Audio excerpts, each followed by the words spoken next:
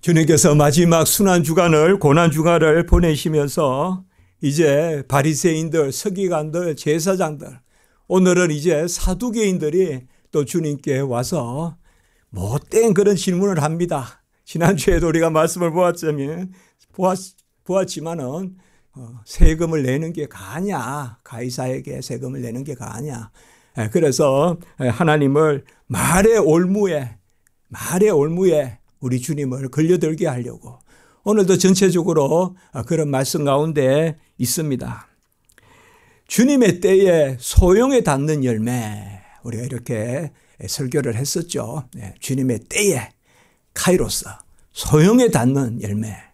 그 소용은 우리 편에서 해야 될 것이 아니라 우리는 새끼 낙이라도 하나님이 쓰시면 쓰시는 거고, 우리는 철일은 그러한 무화과라도 아직까지 설있고 아직 형체가 덜한 그러한 무화과라도 주님이 찾으면 그때 소용에 닿으면 쓰신다. 그래서 우리가 우리의 성숙을 말하지 말고 우리가 우리의 때를 말하지 말고 카이로스는 하나님께 있다. 우리가 연약해도 하나님이 찾으면 종이 여기 있나이다. 종을 쓰십시오. 계속 이어지는 말씀의 3주, 4주 동안의 주제가 뭔가 하면 마지막 때, 그때 열매 맺는 농부, 열매 맺는 나무, 그런 것이 주제예요. 그래서 청한 자는 많으나 마지막 때 택한 자는 적다. 그리고 먼저 된 자가 나중되고 나중된 자가 먼저 된다. 이 마지막 때라는 개념이 뭘까요? 항상 우리가 신앙생활은 미래지향적이다. 믿음은 바라는 것들의 실상이다. 그 소망의 실상이다. 이런 말을 합니다. 히브리서 11장 1절. 항상 우리 신앙은 창세 이후로 미래지향적입니다. 맞습니다. 그런 의미에서는 항상 종말적인 것입니다. 회고적이지 않아요. 쟁기를 들고 뒤를 돌아보는 것이 하나님 나라에 합당하지 않다. 쟁기를 들고 뒤를 돌아보면 금방 삐뚤삐뚤해집니다. 어떤 유능한 농부도 쟁기 들고 앞을 봐야 쫙 바르게 가지. 이렇게 하면 이렇게 된단 말이에요. 항상 우리는 앞을 향하여 가는데, 앞을 향하여 가는 이 신앙생활, 종말론적 신앙생활, 마지막 때를 바라고 소망 가운데 사는 신앙생활, 이것과 가장 동떨어진 사람들이 바로 바리새인들입니다. 사두개인들입니다. 사두개인들. 오늘 나타나는 사두개인들. 이 사두개인들은 사실상 자주 나타나지 않아요. 일단 숫자가 적습니다. 자주 나타나지 않는데 꼭 한번 예수님께 질문한 적이 있어요. 바리새인과 사두개인이 함께. 이전에 보면 그것이 뭔가 하면 주님이 우리에게 표적을 보여주십시오. 이렇게 이야기합니다. 그래서 우리가 유대인들은 표적을 구하고 헬라인들은 지혜를 구한다. 이렇게 고린도 전서에 나오지 않습니까? 유대인들은 그냥 언제든 뭘 표적을 보여달라 하거든요. 기적을 보여달라는 거예요. 그러니까 우리 주님께서 그때 뭐라고 하셨는가 하면 요나의 표적밖에 없다. 그 요나의 표적은 뭡니까? 사흘 동안 물고기 뱃속에 들어가셨다가 그 아주 산이 모든 걸 녹여버리는 그 물고기 뱃속에 들어가셨는데, 들어가셨다가 요나가 들어갔다가 죽지 않고 다시 토해내서 살잖아요. 그 요나의 표적이 뭡니까? 주께서 죽으시고 부활하시는 그 표적밖에 없다. 항상 이 사두개인들이 나타날 때는 뭔가 하면 부활에 대한 질문을 던지는 거예요. 이들은 부활을 부인하는 거예요. 영혼이 불멸하다는 것을 부인해요. 그리고 나아가서는 악한 영의 존재, 천사의 존재, 이런 것도 다 부인하는 것이 바로 사두개인입니다. 그래서 이 사두개인들도 지난주에는 바리새인들이 헤롯 당하고 협잡해가지고 예수님을 말의 올무에 걸려들게 하려고 세금을 내는 것이 어떠하냐, 이 세금을 어떻게 하면. 그러니까 이제 주님께서 가이사의 것은 가이사의 것, 하나님의 것은 하나님 것. 이것은 어쨌든 세금을 내야 된다 이러면 이스라엘 백성들의 반역자로 몰아세우려고 하고, 세금을 안 내도 된다라고 하면 로마에 대해서 또 법 위반자로 몰아세우려고 하고, 그렇게 주님을 완전히 잡아들이려고 지난주에 보면 정탐하려고 이렇게 나왔지 않습니까? 오늘은 뭔가 하면 이제 딱 한 가지 생각을 한 거예요. 이거를 말씀을 들어서 예수님을 꼼짝없이 한번 해봐야 되겠다. 그게 뭔가 하면 구약의 율법에 나오는 형이 아내를 두었는데 그 형과 아내 사이에 형수 사이에 자식이 없을 때 자식이 있으면 안 됩니다. 자식이 없을 때 그럼 뭐예요? 이제 대가 이어지지 않을 때 그때 형이 죽었다 이 말이에요. 그러면 그 집의 대를 잇기 위하여 그 형수가 동생과 결혼한다 이 말이에요. 동생과. 그렇게 해서 대를 이어가는 그 가문의 대를 이어가는 이걸 뭐 우리가 계대 결혼이다 뭐 형사치수다 이런 말도 하지만 형사치수 이런 것은 너무 우리가 역사적으로 좀 쓰이는 나쁜 의미의 뜻이니까 그런 한자는 쓰는 것보다는 그냥 성경에 고유하게 성경에 우리가 마치 뭐 형사치수 뭐 우리나라에 무슨 뭐 옛날에 뭐 배울 때 뭐 부연이 뭐 이런 데 뭐 형사치수가 있었다 이런 거 있었지 않습니까? 그런 거하고 다릅니다. 그러니까 하나님의 나라의 백성을 지키려고 상속권을 지키려고 자 그래서 7명이 있었다 이 말이에요.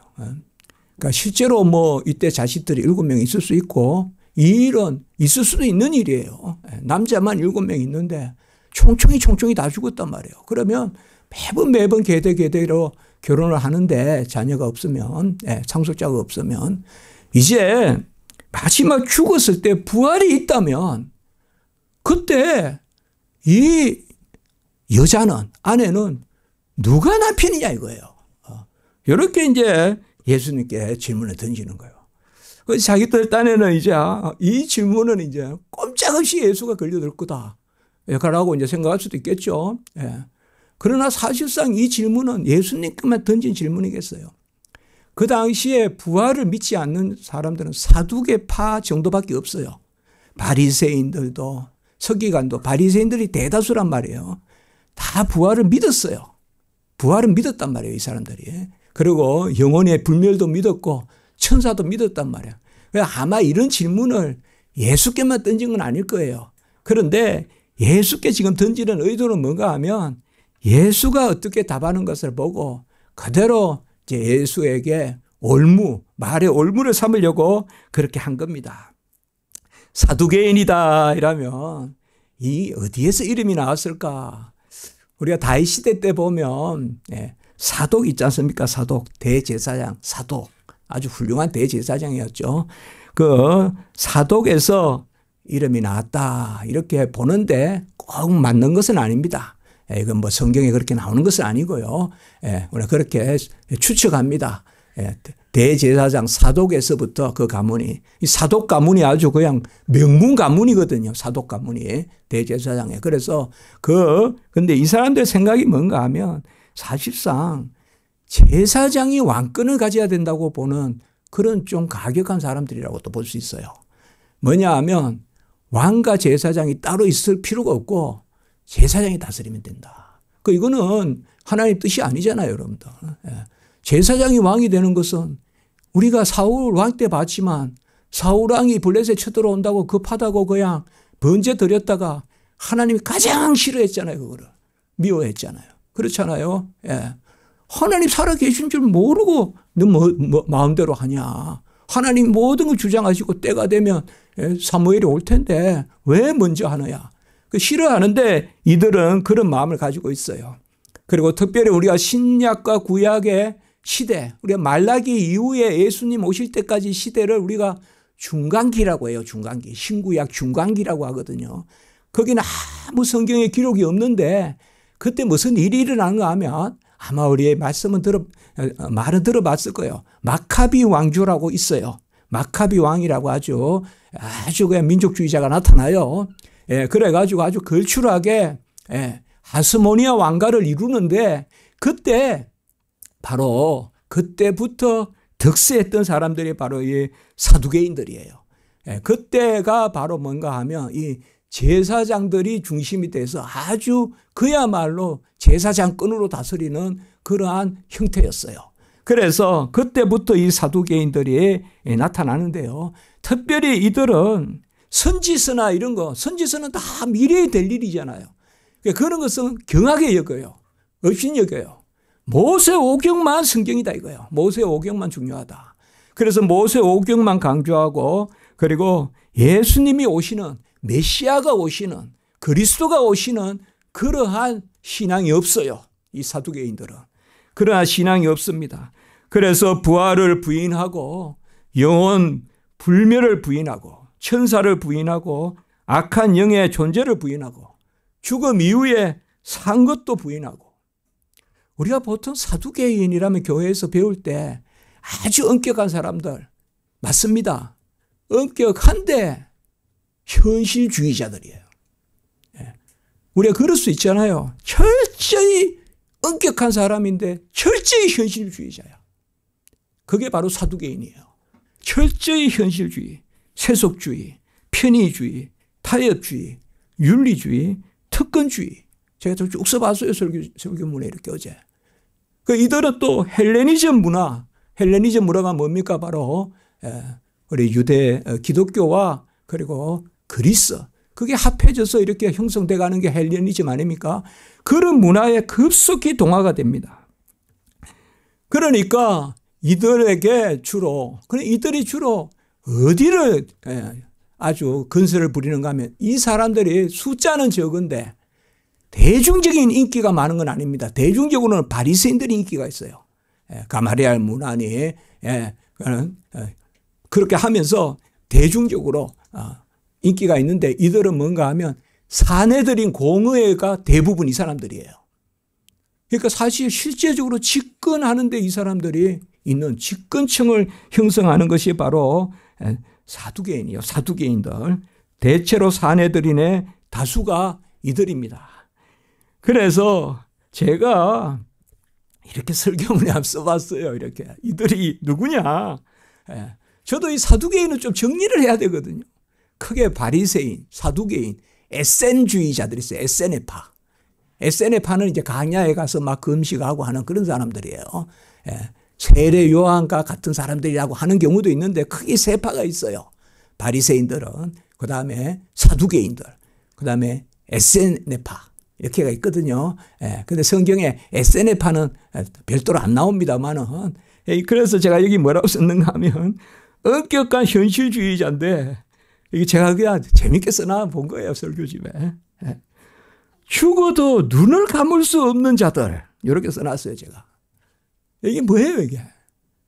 너무 현세가 좋아서 미래가 싫은 사람들이에요. 너무 현세가 좋아서 현세가 떠나기 싫어서 눈을 못 감는 사람들. 요 사람들이 사두개인 아니겠냐. 이렇게 제가 한번 생각을 해봤습니다. 이번에 제가 설교 준비하면서요.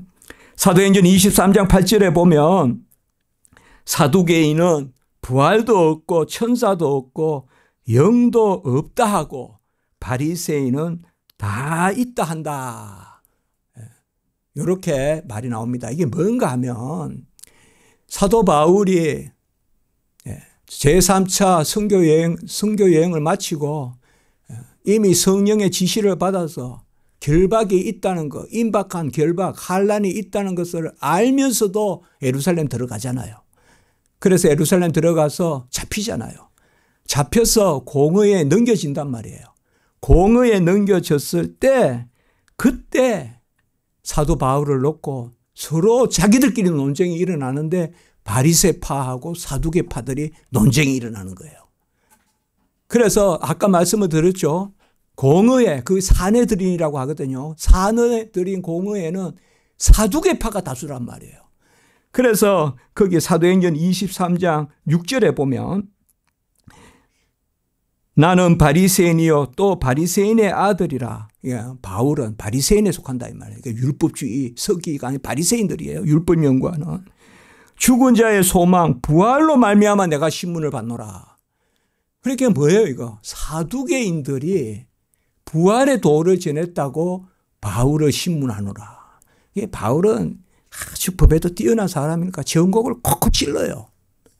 전곡을 콕콕 찌르는 게 하나님 주신 지혜겠죠. 그러니까 그들끼리 다투게 한단 말이에요. 그러니까 뭐야, 앵간하면 결론 내고 그냥, 예루살렘에 뭐 이스라엘 모처에서 그냥 뭐 대처로 그냥 빌라도나 해서 죽일 수도 있는 문제인데, 여기다가 이게 큰 문제잖아요. 자기들끼리 다투니까.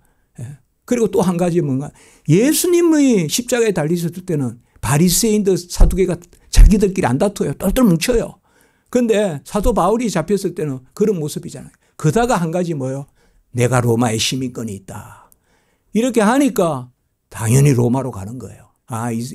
이 바울은 우리가 다룰 게 아니구나. 그래서 로마로 보내. 로마 시민권만 있다 해도 사실상 다룰 수도 있을 거예요. 자기들이 같이 마음을 모았다면. 그러나 이런 가운데서 사도 바울이 다 이게 하나의 뜻이죠. 사도 바울이 로마로 가고 싶어 했잖아요. 로마 가서 말씀 전하고 싶어 했잖아요. 그래서 끝내 그쪽으로 보내는 것을 볼 수가 있습니다. 부활이 없다. 그럼 우리가 기독교가 있겠습니까? 우리가 부활의 장이다 이러면 잘 아시죠? 고린도전서 15장. 한 장, 그 긴 장이 다 부활에 대한 말씀이잖아요. 고린도 교회가 여러 파가 있었어요. 그러나 예수의 진리가 내 안에 있다. 그리고 예수밖에 아는 지식이, 예수 아는 지식만 귀하다. 십자가의 도, 그리고 1장에는 십자가의 도, 15장에는 부활의 도. 그게 고린도전서예요. 그러니까 어쨌든 교회는 여러 가지 말이 많고 그래도 십자가의 도, 부활의 도로 하나가 될 줄 믿습니다. 그 부활의 도예요. 그러니까 고린도전서 15장에 보면 부활이 없다면 믿음도 헛것이고 복음 전도도 헛것이고 그리스도가 다시 살아남도 없다 이 말이에요. 부활을 믿지 않는데 주님 나리에 죽고 나리에 사신 걸 어떻게 믿겠냐 이 말입니다.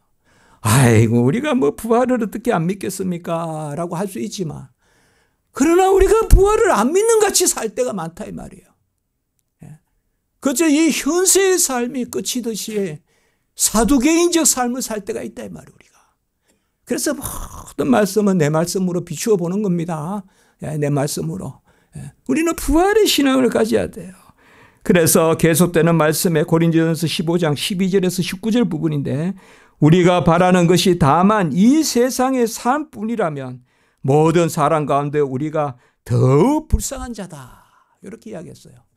부활의 도가 없으면 이 세상의 삶이 끝이라면 우리만큼 불쌍한 사람이 누가 있겠냐 이 말이에요. 사도 바울만큼 불쌍한 사람이 누가 있겠어요. 부활이 없다면. 그 지식자가 제일 지성인이 그 고난을 당하고 온갖 그냥 멍석말이하고 그냥 뭐 건물에서 뛰어든 멍석에 강주리로 던지고 물에 갇히고 태장에 맞고 짐승에 습격당하고 온갖 수모 다 당했지 않습니까? 그러나 그가 불쌍한 자가 아닌 것은 바로 부활의 도가 있기 때문에 그래서 우리의 소망은 바로 부활이란 것이죠.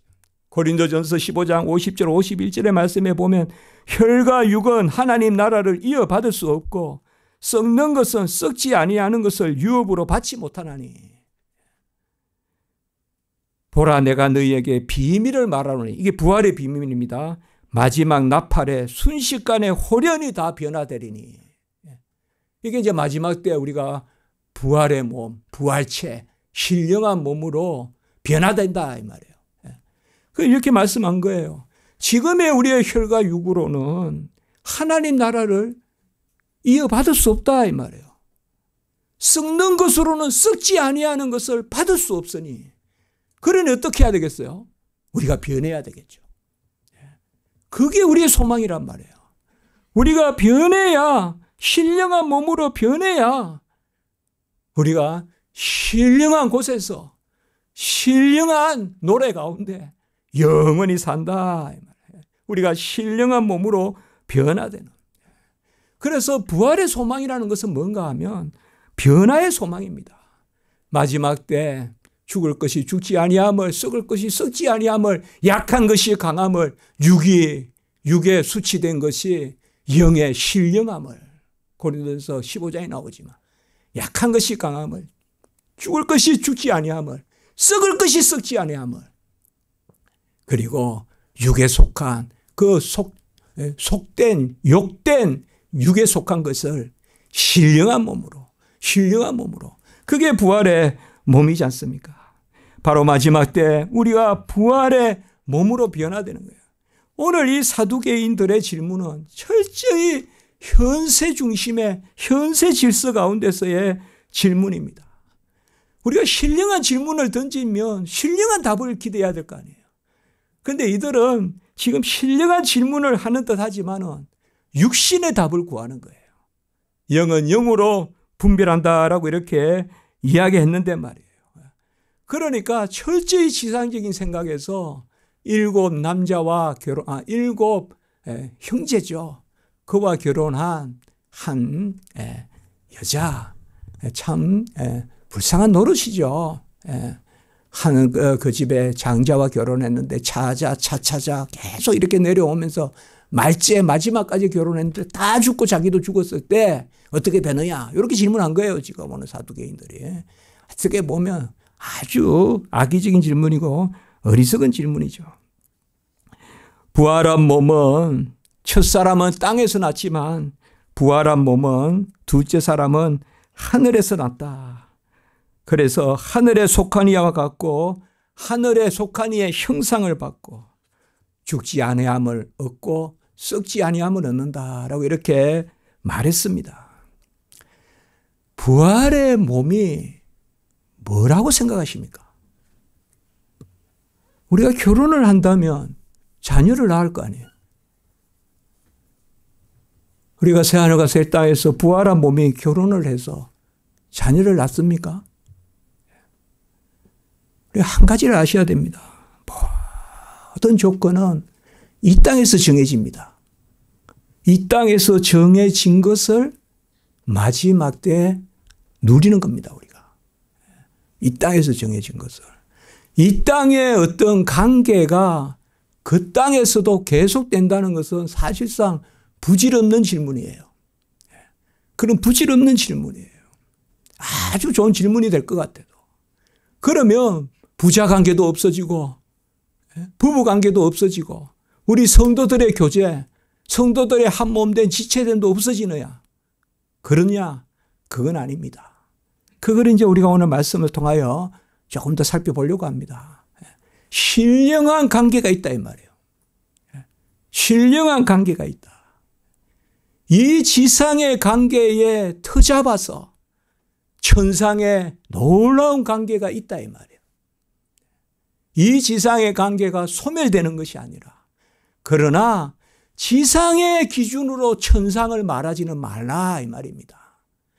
마치 지상의 것을 최고치를 취하면 천상의 것이 되듯이 생각하지 말라는 거예요.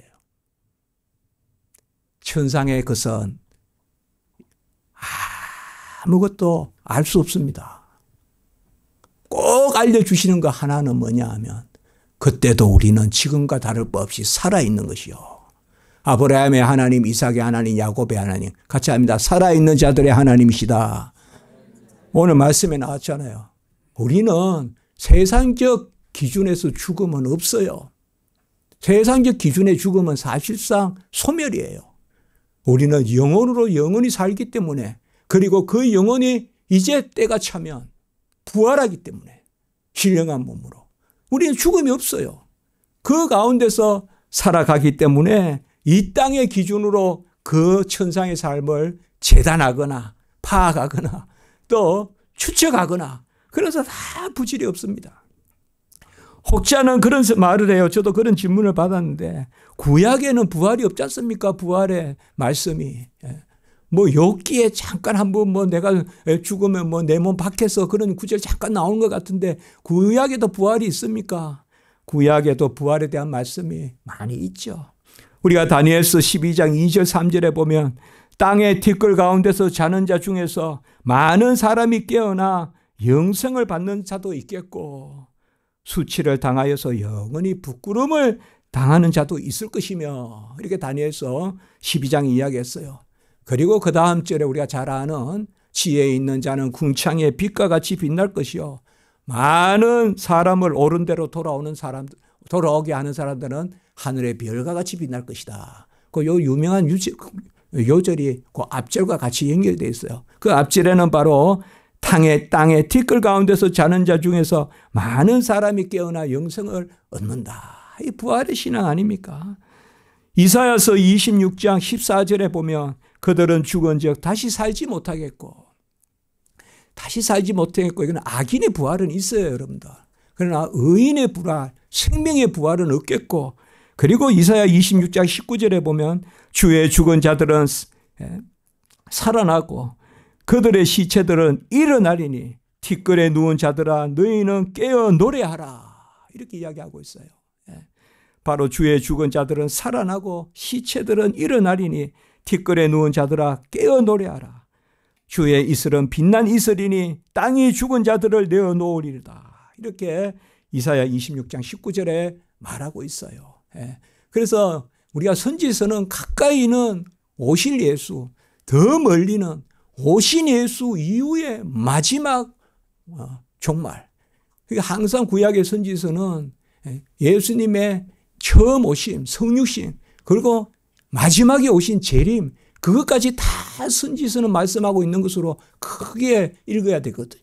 많은 경우에. 여기 이런 말씀은 바로 그겁니다. 우리의 부활을 이야기하는 것입니다. 에스겔서 37장에도 보면 우리가 잘 알다시피 1절에서 14절에 보면 마른 뼈가 살아나잖아요. 생기가 들어가서. 그래서 힘줄이 또 생기고 또 가죽이 피고 살이 하고 그래서 여호와의 군대가 되지 않습니까? 에스겔서 37장 9절에 보면 생기야 사방에서부터 와서 이 죽음을 당한 자에게 불어서 살아나게 하라. 생기가 들어가서 마른 뼈가 가득 에스겔 골짜기에 그냥 뼈가 널려 있는데 생기가 들어가서 살아나게 하라. 그게 바로 부활이잖아요. 그리고 이어지는 이제 여호와 삼마 성전에서 생수가 흘러나오고 그건 결국 예수님의 살과 피, 그 예수님의 피 아닙니까? 이제 그렇게 에스겔서에서 말씀하고 있어요. 시편 16편 10절에서 11절의 말씀에 보면 내 영혼을 소홀에 버리지 아니하시며 거룩한 자를 멸망시키지 아니하실 것이요 주께서 생명의 길을 내게 보이시리니. 오늘 아까 예배 전에 제가 이 부분의 말씀을 읽고 우리가 예배를 시작했어요. 바로 내 영혼을 소홀에 버리지 아니하시고, 이 시편 16편은 바로 오순절 성령 강림했을 때 베드로가 일어나서 막 사람들은 술에 취했냐 막 이렇게 할 때 베드로가 일어나서 요엘서 딱 인용하고 2장 그리고 인용한 게 바로 시편 이 부분이에요. 우리의 영혼을 소홀에 두지 아니하고, 이 말은 예수님이 부활하셨다는 거죠. 이 부활이란 말이에요, 이게. 그러니까 시편 16편 10절에서 11절, 시편 49편 15절에도 동일한 말씀을 나옵니다. 내 영혼을 소홀의 건세에서 건져내겠다. 우리가 이 땅에서만 부활의 신앙이 없고 부활의 도가 없고 사두개인적 그러한 현세 지상주의의 삶을 산다면 아무 부활에 대한 소망이 없죠. 그것은 뭐예요? 멸망의 삶을 사는 거죠. 호세아 6장 2절의 말씀에 보면 여호와께서 이틀 후에 우리를 살리시며 셋째 날에 일으키시리니. 이것도 우리가 부활의 그러한 신앙이죠. 둘째 날에 우리를 살리시고 셋째 날에 우리를 일으키신다. 살리시고 일으키시고. 에베소서 2장 5절 6절 말씀이 금방 생각이 나네요. 우리가 그리스도와 함께 살아나고 함께 일어나고 함께 보좌의 우편에 앉히신지라. 함께 살리시고 함께 일으키시고 함께 보좌 우편에 앉히신지라. 함께가 3번 나오는 예수와 우리가 함께 살리시고 함께 일으키시고, 여기에 호세아서도 뭐요? 이틀 만에 살리시고 사흘 만에 일으키시고, 아리마대 요셉의 무덤에서 예수님이 눈을 뜨시고 살아나시고 일어나시고 두건을 개켜놓고 그리고 나가시지 않습니까? 그게 바로 뭐요? 이 말씀이죠. 부활이죠. 예수님의 부활이죠. 모세의 노래에도 보면 나는 죽이기도 하며 살리기도 하며 상하게도 하고 낫게도 하나니 누가 나에게서 능히 빼앗으려. 이게 바로 하나님의 부활의 권능이죠. 부활이 뭡니까, 여러분들? 우리는 다시 살아난다.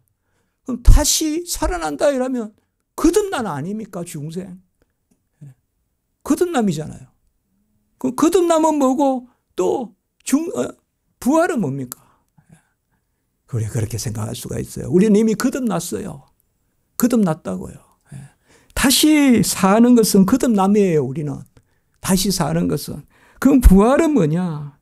다시 살아난 자가 그 은혜를 마지막 완전하게 누리는 것이 부활의 모습인 것입니다.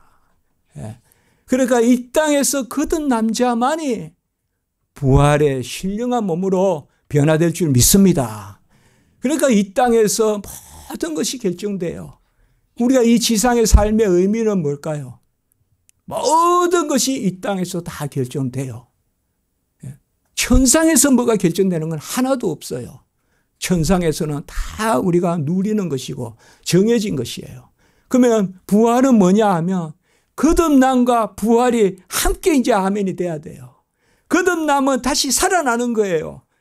우리가 요한복음 3장에 니고데모가 물었듯이 어떻게 해야 거듭납니까? 어떻게 해야 거듭납니까? 성령으로 거듭나는 거예요.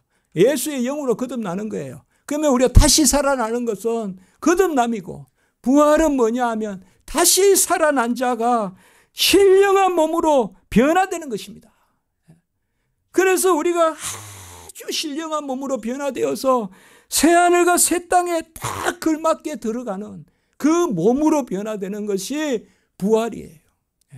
이 얼마나 우리에게 큰 소망입니까? 그리고 그때는 마주 볼 것이요. 지금은 희미하게 보나 그때는 마주 볼 것이요. 우리가 얼마나 거룩하게 변화되었고 얼마나 신령한 몸이 되었으면 예수를 마주 보겠습니까? 그런 것을 묵상하시라 이 말이에요.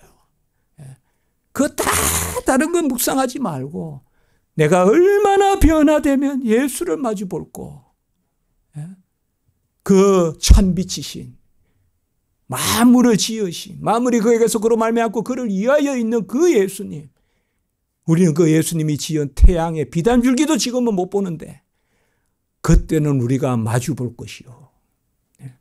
그때는 변화된 우리의 육안으로 마주 봅니다, 여러분들. 우리는 영원히 그때도 영혼과 육체의 사람입니다. 아멘. 그게 부활체예요. 사람이에요, 사람. 우리의 정체성을 가지는, 동일성을 가지는 사람이에요. 다른 이름 아니에요. 제 이름의 존재가 그때, 그런데 변화돼서 정확한 우리가, 그래 우리가 이 지상에서 죽으면, 한 번 죽으면 정해진 것인데 그 죽음은 우리가 부활체로 가는 과정이에요. 아멘. 그리고 우리가 그 과정에서 오랫동안 주님 오실 때가 올해일 수도 있고 내일일 수도 있고 일주 후년일 수도 있고 그건 우리가 생각할 필요가 없어요. 그때까지는 우리가 또 영혼으로만 천국에서 거해요. 그게 우리의 어떻게 보면 사이클이에요. 사이클. 성도의 사이클. 성도의 일대기. 성도의 일대기는 뭔가 하면 모태에서 조성해서 때가 참에 이 땅에서 정하신 자를 부르시고 이제 이 땅에서 주의 성도로서 살게 하시다가 죽으면 천국 가고 그리고 때가 되면 부활해서 영원히 예수 그리스도와 더불어 신령한 몸으로 살 줄 믿습니다. 몸이 신령하게 변화되기 때문에 다 바뀌어요. 시간도 바뀌고 공간도 바뀌고 모든 관계도 다 바뀌어요. 인과관계도 바뀌어요. 이 지상의 어떤 원인과 결과를 가지고 천국의 삶을 논하면 안 됩니다. 제가 그런 말씀을 한번 잘 이야기하죠. 제가 이거는 생각하면서 한번 묵상하면서 제가 생각했던 거예요. 한번 생각을 해보십시오. 우리가 마지막 때에는 고통이 없어요. 고통이 없기 때문에 마지막 때에는 상을 덜 받는다고 고통은 없어요. 우리 이 땅에서는 상을 덜 받으면 고통스럽잖아요. 다 어떻게 보면 상 덜 받는 것 때문에 잠이 안 오잖아요. 그냥 뭐 절대치라는 건 없는데 옆집에는 저렇게 했는데 왜 우리는 이렇게밖에 안 되냐 이런 거 있잖아요, 여러분들. 근데 하늘나라에는 상급은 있으나 고통은 없어요. 이걸 어떻게 여러분들 한번 묵상해 볼 수 있을까요? 이 지상의 기준과 다르다 이 말이에요. 그 어떤 사람은 자꾸 교수님 상급이 있다는데 고통이 있지 않습니까? 그러면 이 땅의 질서지. 새하늘과 새 땅의 질서에는 상급은 있으나 고통은 없습니다. 눈물은 없어요. 그걸 우리는 그저 깊이 잠잠히 묵상할 뿐이에요. 새하늘과 새 땅을 이 지상의 것으로, 지상의 최고가 천상의 것이 아닙니다. 천상의 것은 지상의 것이 미치지 못하는 것입니다. 비밀에 속한 것입니다. 천상의 것은 지상의 것으로 청량할 수도 없습니다. 그래서 부활한 몸은 결혼도 없고 장가가고 시집가는 것도 없고 자식을 낳는 것도 없다라고 하는 것은 지상의 기준으로의 가족 관계는 아니다라는 것입니다. 그러면 우리의 관계는 다 없어지느냐? 천상의 관계가 있습니다. 천상의 관계가 있어요. 지상의 관계는 너무 우리가 애틋하고 너무 귀하지만 그래도 아쉬움도 많은 관계 아니겠습니까? 천상에는 우리가 알 수 없는 완전한 하나님과 우리와의 관계 가운데 우리 서로 간의 관계가 형성됩니다. 완전히 그게 중요해요. 하나님과 나의 관계, 내가 예수를 마주보는 관계 가운데 우리의 관계가 형성됩니다. 그게 천상의 관계예요. 그 안에서 마음껏 묵상하세요. 다른 거 묵상하지 마세요. 다른 거. 다 쓸데없는 거예요. 다 성경이 가르쳐 주는 것만 묵상하면 돼요. 예수 그리스도를 마주보는 가운데, 그러니까 제가 추석을 다 봤는데 결론적으로 그거예요. 이 지상과 천상은 다르다 이 말이에요. 지금의 관계에 비추어 알 수 없을 만큼의 영화로운 관계가 형성됩니다. 다만 제가 아까 말씀드렸죠. 지금 이 지상에서 결정됩니다. 우리가 알 수 없습니다. 그럼 뭘까요? 부부관계, 자녀관계, 그리고 우리 교우관계, 이런 것들이 다 천상의 관계로 연결됩니다. 우리가 찬송에 잇대어 있다 그러잖아요. 잇대어 있다. 다 잇대어 있습니다. 마디마디 잇대어 있습니다. 다만 그때 그 관계는 너무 영화롭고 너무 은혜로워 우리가 지금 이곳에서 다 표현할 수 없습니다. 요한일서 3장 2절에 보면 우리가 어떻게 될지는 아직 나타나지 않았다. 알 수 없다 이 말이에요. 우리가 어떻게 될지는 아직 나타나지 않았고, 골로새서 3장 4절에 보면 우리의 생명이 여전히 감추어져 있다라고 이렇게 말씀하고 있습니다. 그러니까 다 아는 것이 아니에요. 그렇다고 모르는 것도 아니에요. 그게 우리의 고백의 영역이에요. 저는 그렇습니다. 제가 단에 서서가 아니라 또 간혹 가르쳐서가 아니라 저는 종말에 대한 신앙이 더 필요가 없어요. 예수 마주보고 그리고 그 안에서 모든 것을 누리는데 알 만큼 누린다 그러면 답답하겠죠. 모자란도 있어 보이고. 그러나 뭐요? 넘치게 누림을 믿으니까. 그러니까 얼마나 감사해요. 그러니 소천하신 우리 어머니, 소천하신 우리 아버지 다 고마워요. 감사해요. 예. 다 교회 다니시면서 하나님 때에 가셨어요. 예. 그거 다 감사해요. 예. 그리고 하나님의 관계를 어떻게 하냐 이 말이에요. 이 지상에 일시적으로 얼마나 어렵겠어요. 예. 얼마나 어렵겠어요. 한 집에 아내가 들어갔는데 첫 아들이 죽고 둘째 아들 죽고 셋째 아들 죽고 넷째 아들 죽고 다섯째 아들 죽고 일곱째 아들이 죽었는데 그때 동생을 남편으로 취해서 그 집에 요새 우리가 룻기 보잖아요. 룻기. 예. 그러한 슬픈 이야기들이 그저 천상에 가서도 있을 거냐 이 말이에요. 그래서 뭐예요? 너희가 말씀도 모르고 능력도 모르도다 오해하였도다라고 이야기한 거죠. 주님께서. 너희들이 말씀도 모르고 능력도 모르는구나. 오해했도다. 그러니까 조금만 말씀을 깊이 보면 간혹 우리가 성경 신앙생활하면 쓸데없는 이런 질문한다 이 말이에요. 그러나 천상의 질서는 하나님의 뜻 가운데 있습니다. 우리 주님도 부활에 대해서 3번이나 예언하셨어요. 그리고 주님이 보여줄 수 있는 표적은 요나의 표적밖에 없다 그랬고 이 성전을 헐라 46년 동안 지어오고 있는 아직 완성된 건 아닙니다. 헤롯 성전 46년 됐는데 그 성전을 헐라 내가 사흘 만에 다시 일으키리라. 요한복음 11장 25절 26절에 보면 나는 부활이요 생명이니 나를 믿는 자는 죽어도 살겠고 무릇 살아서 나를 믿는 자는 같이 할까요? 영원히 죽지 아니하리니. 오늘 여기에 답이에요. 요한복음 11장 25절 26절 영원히 안 죽어요. 우리는 세상적인 개념의 죽음을 말하지 말란 말이에요. 우리도 죽음이란 단어는 있어요. 그러나 우리는 영원히 살아요. 나를 믿는 자는 영원히 죽지 아니하리니. 그러니 뭐예요? 아브라함도 믿었어요. 야곱도 믿었어요. 이삭도 믿었어요. 그래서 모세를 만난 뜰기나무에서 모세를 만난 우리 여호와 하나님이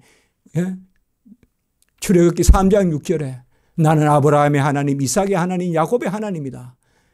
근데 그거를 이 성경에서 오늘 주님께서 설명해 주신 거예요. 같이 합니다. 하나님은 죽은 자의 하나님이 아니라 산 자의 하나님이다. 그렇게 말씀한 거예요, 이게.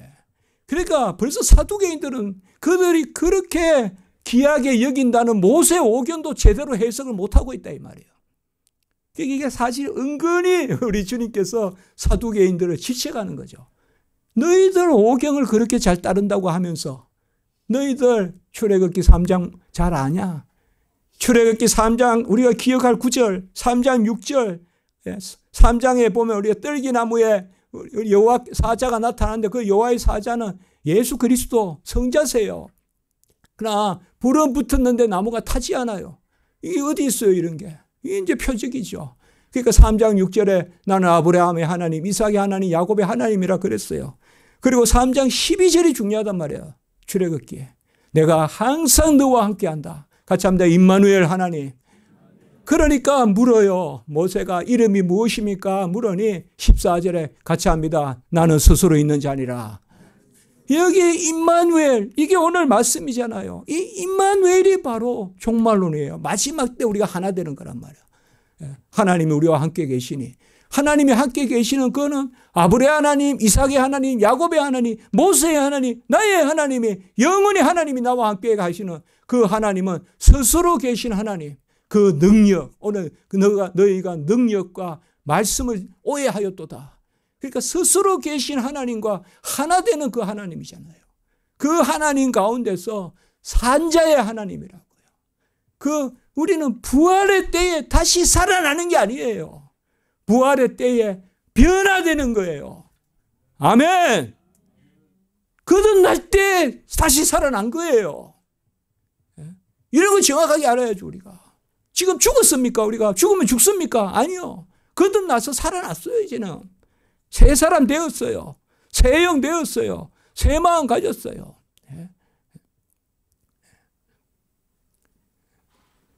새 것이 됐고 거듭난 것 됐고 우리 새 것 거듭난 것 그리스도의 것 저번에 이렇게 있어요. 그거 우리 언제 한번 찾아보세요. 우리 이거 있었어요. 새 것 거듭난 것 그리스도의 것. 다 우리 거듭난 것이에요. 그 하나님과 함께 있습니다.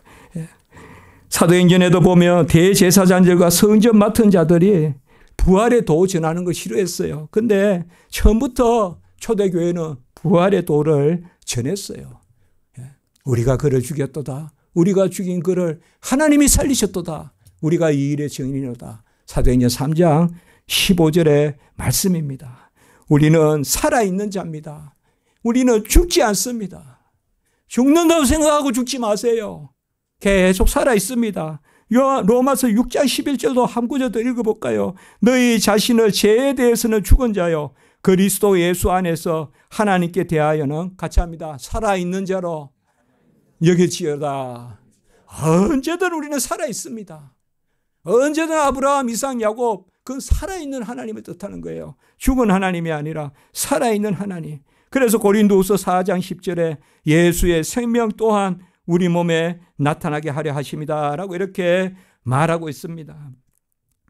저는 십자가지기 교회를 지금 15년째 이렇게 만으로는 14년, 이제 만으로 14년도 가까이 오네요. 9월 11일이 만으로 14년인데 그래서 저는 처음에 이태원에서 우리가 선교하려고 이 책자를 만들었잖아요. 기독교의 진리 이렇게 해서 그렇게 했잖아요. 근데 그걸 생명의 말씀사에서 또 영어와 한글로 했고 이번에는 또 하나님께서 큰 뜻이 있어서 제가 너무 감사해요. 정말 너무 감사합니다. 하나님께 감사합니다. 하나님께 너무 감사해요. 제가 정말 낙도 선교 제가 이렇게 헌신할 줄 몰랐어요. 이걸 감사하지 않으면 뭘 감사하겠어요. 제가 이 땅의 성도로서. 감사해요. 그래서 제가 낙도 선교 학교 가서도 더 학생들도 낙도 선교 좀 많이 보내게 해야 되겠다. 지금 마음 먹고 있어요. 지금 한 20명도 안 된다 그래요. 우리 때 한 100명, 우리 학교면 100명이 넘었는데. 근데 이제 우리 교회가 기독교의 진리, 성경의 근본 교리와 핵심 구절 106 이렇게 이번에 이제 제목을 했습니다. 그리고 이름을 전에는 작게 적었는데 이번에는 이름을 좀 크게 쓴 게 뭐냐 하면 좀 우리가 전도용으로 그래서 이렇게 좀 큼직큼직하게 썼습니다. 그래서 우리가 아는 내용과 대동소이한데 여기에 이제 영어는 빼고요. 성경 또 핵심 구절 이렇게 해가지고 너무 보기 좋게 잘 만들었어요. 여기 책을. 제가 이 책이 나왔을 때 무슨 생각을 했느냐. 루터는 비텐베르그 성문에다가 95개의 조항을 못으로 박아가지고 종교개혁을 했어요. 그게 독일 종교개혁이에요. 프랑스 종교개혁은 플래카드라고 벽보 사건이라고 벽보에 막 붙였어요. 방을 붙여가 종교개혁이 일어났어요. 엄청 많이 핍박을 당해요. 그때부터 죽이기 시작해요. 프랑스에서. 위그노트들이. 그 벽보 사건, 플래카드 사건이라고 그래요. 하나님, 한국에서는 기독교의 진리로 제2차 종교개혁이 일어날 줄 믿습니다. 우리는 비텐베르크, 제가 요새 심령이, 좀 어디 막 박을까 이런 생각이 있어요, 마음이. 요새 지금 여러분들 좀 기도해 주셔야 돼요, 여러분들. 어디에 그냥 하나 막 받고 싶은 마음이 있어요, 제가. 한국교회 이래가 다 망합니다. 이런 거 하나 딱 박아놓고 싶은데, 그런데, 하나님이,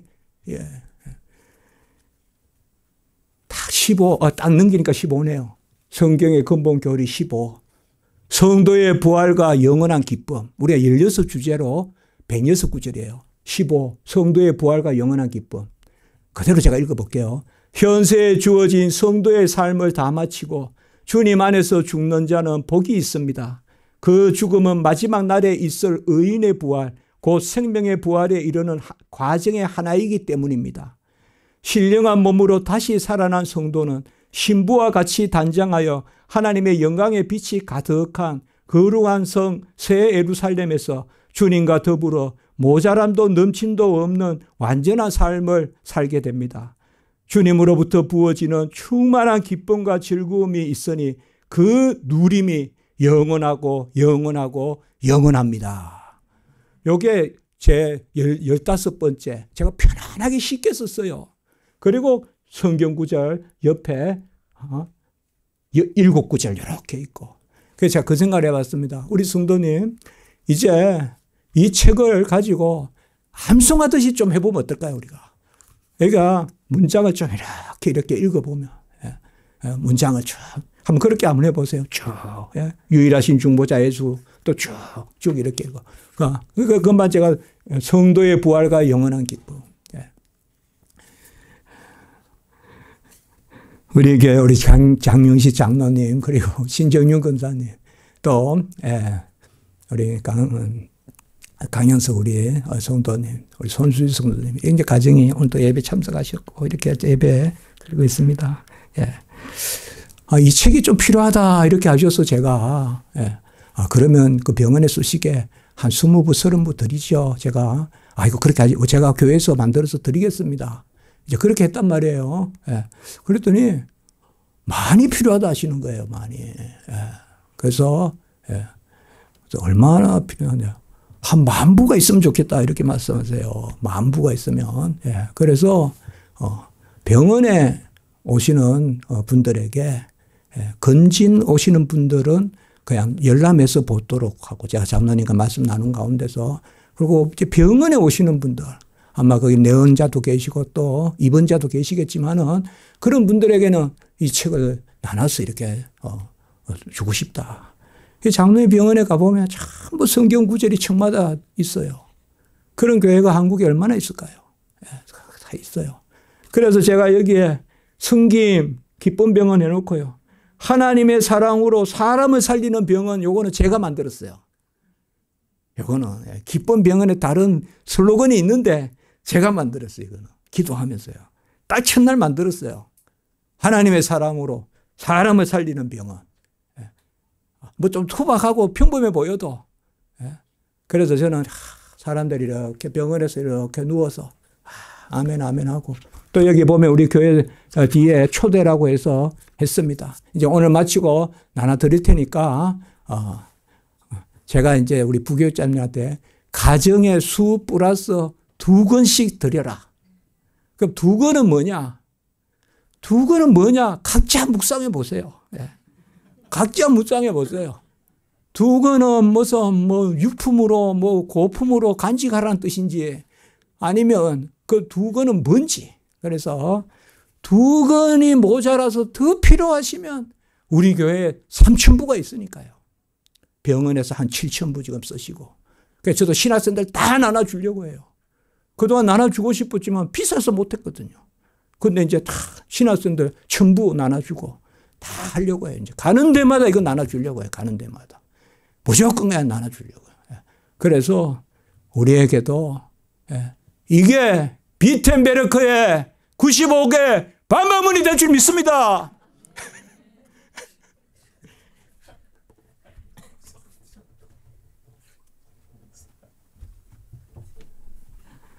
저는 믿음이 약해서 이렇게 소리를 질러야 소리가 제 믿음을 끌고 갑니다.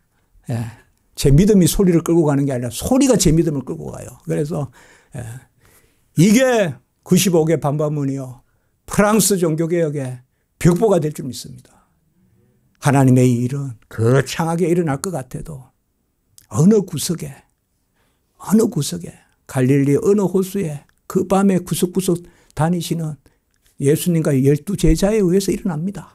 그중에 가룟 하나는 못된 일을 했지만 우리도 십자가지기 교회도 역사적으로 이러한 일을 21세기에 감당하는 줄 믿습니다. 우리가 이런 가운데서 기도하고 십자가지기 교회가 정말 이 시대에 하나님 나라를 위해서 잘 사용되고 뚜렷한 오늘 말씀과 같이 소망 가운데 기쁨 가운데 나아가는 그런 은혜가 있기에 주님의 이름으로 축복합니다. 기도드리겠습니다.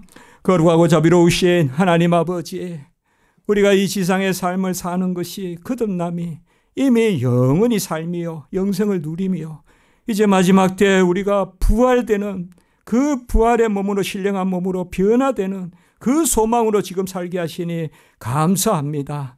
이 땅에서 충만한 은혜를 누리게 하시고 이 도를 땅 끝까지 부활의 도를 전하게 하시고 특별히 우리 교회에 아버지여 때가 되어 또 이렇게 아버지 그동안 이태원에서 다문화 가정들 선교하려고 만들었던 책자인데 이렇게 하나님 주님의 뜻 가운데 또 귀한 책자로 우리가 문서 선교할 수 있게끔 인도해 주시니 감사합니다. 우리 장로님 가정 위에 은혜의 은혜를 더하시고 그 하나님의 자애의 의수를 베풀 때 많은 사람이 그곳에서 희락을 얻고 기쁨을 얻고 아버지의 재생을 얻고 다시 생명을 얻고 그곳에서 나음을 얻는 그러한 큰 역사들이 소문들이 일어나게 해 주시옵소서. 그리하여 그곳이 선한 아버지여 병자를 낳는 그 터이자 사람의 구령을 이루는 그러한 터가 될 수 있도록 우리의 기쁜 병원을 사용해 주시옵소서. 우리 모든 성도님들 붙들어 주시고 인도해 주시고 생업간에 은혜 위에 은혜를 더하여 주시고, 특별히 아버지여 우리 학업한 학생들 새 학기 또한 잘 감당하게 하시고, 또 아버지여 입시를 앞둔 우리 학생도 있습니다. 하나님 지켜주시고 치여받던 우리 젊은이들 다 붙들어 주셔서 잠잠히 주를 믿는 믿음 가운데 모든 것을 은혜로 감당하는 역사가 있게 해 주시옵소서. 강건케 해 주시고 생명을 주시고 낫게 해 주시고 온전케 해 주시옵소서. 주 예수 그리스도의 이름으로 기도드리옵나이다. 아멘.